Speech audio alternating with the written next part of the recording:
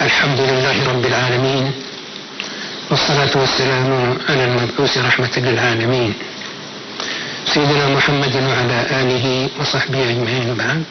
Au nom de l'Union des imams de mosquées, de la confrérie tidjanite, des ulamas, des mémorisateurs du Saint-Coran, des prédicateurs, et en mon nom propre, je vous présente le meilleur vœu de bonheur à vous et à votre famille et à votre gouvernement.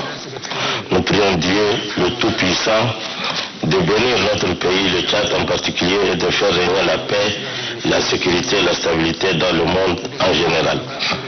Excellence Monsieur le Président de la République, l'année dernière, ce même jour, au même moment et dans ce même endroit, nous nous adressions au maréchal du Tchad, Idriss Déby, l'homme qui s'est consacré pour l'édification d'une société tchadienne forte en marche vers son progrès. Mais le destin a voulu que ces mains pécheresses atteignent ce grand leader. Que son âme repose en paix et que Dieu l'accueille dans son vaste paradis. Aujourd'hui, Monsieur le Président, nous nous adressons à vous, car vous êtes une partie de lui qui porte ses idées et sa démarche, et que le peuple tchadien vous a accordé toute sa confiance afin de préserver ce lourd héritage et de le renforcer.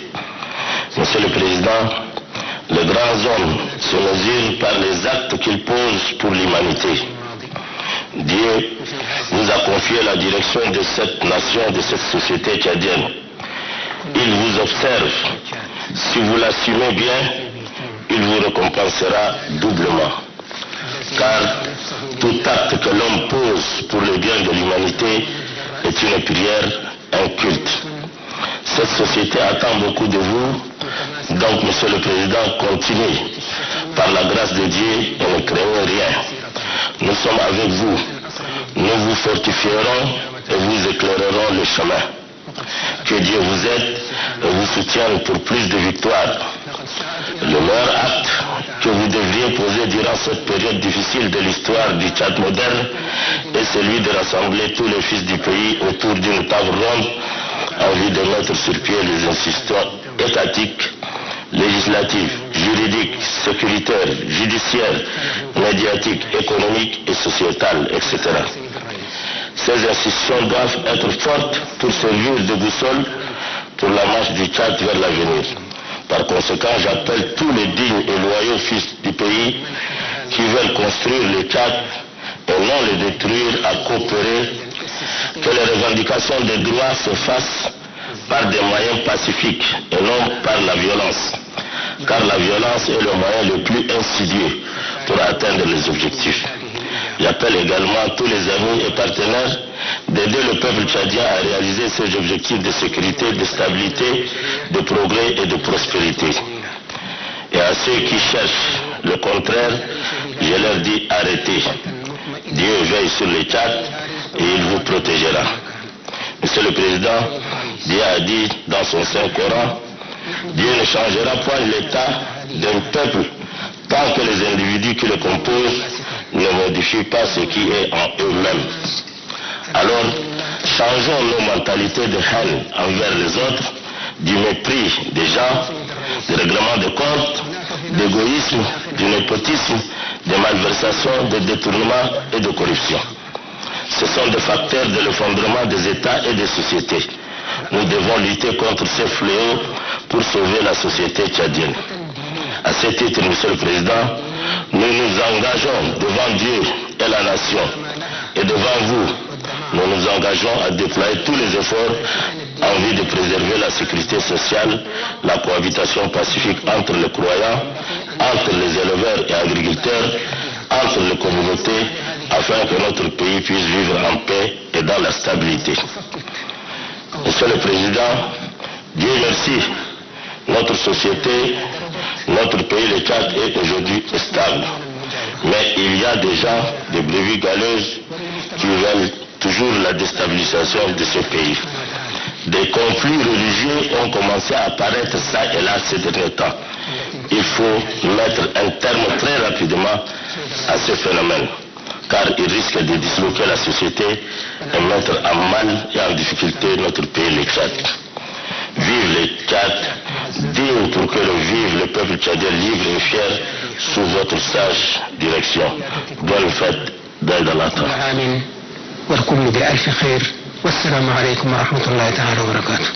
Je suis profondément touché par le mot que vient de prononcer le président du Conseil supérieur des affaires islamiques à mon endroit et les invocations faites pour notre pays. Je vous formule en retour mes vœux le meilleur et prie le très miséricordieux éternel de bénir notre nation. Que la grâce divine guide toutes nos actions et accompagne la marche éternelle de notre pays. Mes chers frères oulémas, l'Aïd al-Adha qui perpétue le sacrifice du prophète Abraham à Dieu est un moment de communion, de prière. Nous devons, sans aucune distinction de foi, nous livrer à une profonde méditation sur le sens profond de ce sacrifice et nous interroger sur nos faits et gestes de tous les jours, suivre l'acte exemplaire de ces prophètes de Dieu. La soumission à Dieu que nous enseigne l'acte d'Abraham doit se traduire par la stricte observance d'un certain nombre de valeurs qui sont entre autres l'amour du prochain, le respect de l'autre et la tolérance. Toutes ces valeurs fondamentales sont des ferments indispensables d'une vie communautaire paisible et d'une cohésion sociale harmonieuse. Mes chers frères oulémas, il est vrai qu'en matière de culture de la paix, vous avez été à la hauteur de nos attentes et je mesure pleinement le niveau de votre investissement avec vos frères catholiques et protestants. Vous avez construit un bel édifice de dialogue interreligieux. Nous devons aujourd'hui nous réjouir de cette union fraternelle entre les filles et fils du pays. C'est pourquoi j'insiste sur le caractère impérieux du vivre ensemble et de la concorde nationale qui doit être soigneusement entretenue et préservée. Nous devons surtout comprendre que rien n'est totalement et définitivement acquis, car la paix est une quête permanente. Et à ce sujet, je voudrais noter que les ennemis du Tchad n'ont pas encore désarmé et s'activent au quotidien pour déstabiliser nos institutions et retarder notre marche vers le progrès et l'émergence. À cet égard, nous devons davantage nous unir de notre plus précieux patrimoine commun qui est le Tchad. C'est tous ensemble que nous devons montrer aux ennemis de la patrie que nous sommes jaloux de l'indépendance et de la souveraineté de notre pays. Mes chers frères, comme nous le savons tous, notre pays vit depuis 3 mois un moment particulièrement complexe et délicat de son histoire. Dieu merci, nous sommes sur la bonne voie, comme le prouvent les différentes actions politiques menées par le gouvernement de transition conformément à sa feuille de route.